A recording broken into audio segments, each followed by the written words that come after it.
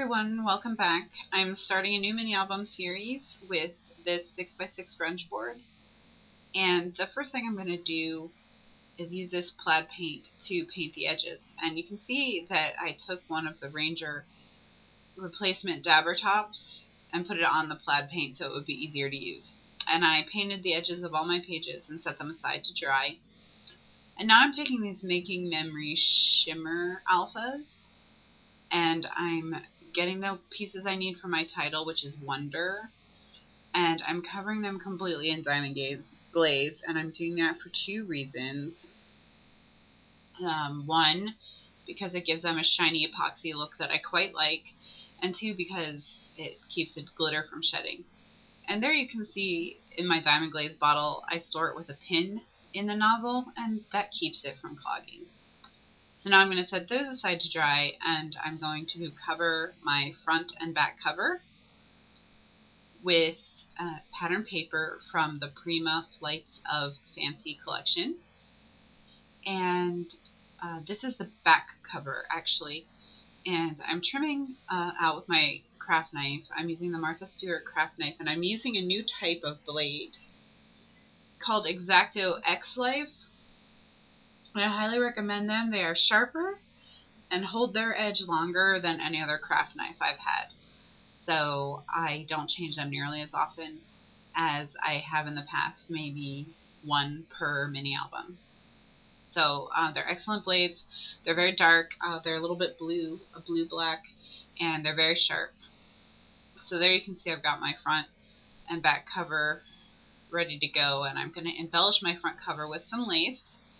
And I'm just sort of digging through my little lace box here to find something that strikes my fancy. I wanted something dark brown, and I changed my mind at the last minute and went with this scalloped lace here. And I'm going to put a brown satin ribbon and then a turquoise velvet ribbon. Just layer that all together. And I'm just putting down some double-sided tape. And I'm going to actually use my craft knife to trim the tape around the edges. And this is going to hold the lace and the ribbon and anything else I put over it. So I'm just positioning the lace, and the reason I cut such a big piece is because there is a pattern to the scallops. It's not, each scallop is not the same. There's kind of a pattern that goes like every 3 scallops there's a flower. So I needed to cut enough so that the pattern wasn't cut in half and kind of weird looking. So I put down another line of tape, and now I'm adding my brown shiny ribbon here. And these scissors I'm using are Singer Professional Series 4-inch detail scissors. I bought them recently when they were on sale at Joann.com, and they're excellent, very sharp, very thin, fine point, excellent for detail work. And now I'm putting Diamond Glaze on the edge of all my ribbon to keep it from fraying. I do know that they make products specifically for this, but Diamond Glaze is what I have on hand. It's just easier to use it. And before I go any farther with the cover, I'm actually going to put the paper on the back of it that I want to use for my first page. And the reason why I'm doing that is because it is a shaped album, so it'll be a lot easier to cut it out and deal with it if there's not a bunch of bulky things on the front cover or hanging off the sides or anything like that. So that's all I'm going to do with that page, though. Now I'm adding eyelets. These are sewing basket eyelets, and they're manufactured by Dritz. And what I like about these eyelets is that they have a front and a back. So these are the 3/16 inch ones, and they fit in a 1/4 inch hole. And so when you punch them with your Crop-A-Dile, and I'm going to show you here in a second, they are smooth and finished looking on both the front and the back. My letters are dry, so now I'm going to arrange my title, and I wanted to have it arcing across the front cover, as you see there. And I'm going to glue the letters down with Scotch Quick Dry Tacky Adhesive. And I was doing okay until I got to the W, which kind of hangs on and off all the different layers of ribbon. The solution to that problem was to put foam tape on the part of the W to the right of the ribbon and the part of the W to the left of the ribbon, but not to put any adhesive on the center of the W.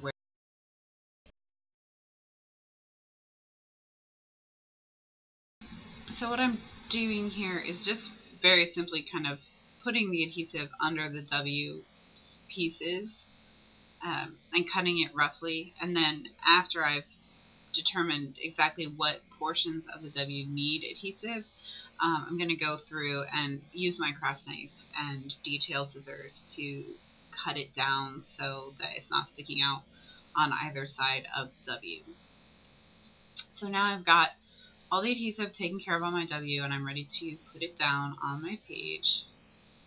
And that just leaves the O and the E, which need to be slightly stacked on the neighboring letters. So I glued those down with diamond glaze, and that is what the cover looks like now. So I am going to add this Prima Say It With Pearls flourish to the corner here so that there will be kind of a pearl flourish. And I'm taking it off. And I actually really like these Prima pearl clusters because the plastic they use is quite thick and it holds its shape really well, unlike some other brands that it's so floppy it tears and it doesn't hold its shape at all. And so now I've chosen some Prima flowers in turquoise and pink that I want to glue down, but I didn't like how the roses that came on the pearl swirl looked with the larger flowers, so I'm simply cutting them off. And that's another thing I like about these Prima pearl clusters, is that you can remove any pieces that you don't like. So now I'm using Aleene's tacky glue, the fast grab version. It's thick, it's very thick, and I use it for the things that most people would probably use hot glue for, but I don't have a hot glue gun, and so this is what I use instead. Just a really thick glue, and it really holds a strong hold. Now, I didn't like how that upper left corner was looking a little empty, and I also wanted my title to be something more than just wonder, so I am writing World of Wonder, or World of ... on a piece of vanilla cardstock and spraying it with sand glimmer mist. And sand is my favorite glimmer mist color for making paper look old. And I used a Sakura pen, and those don't run very much when you spray them with glimmer mist. And now I'm just taking my foam blender that I use for my vintage photo distress ink and just going around the edges just to give them a little definition.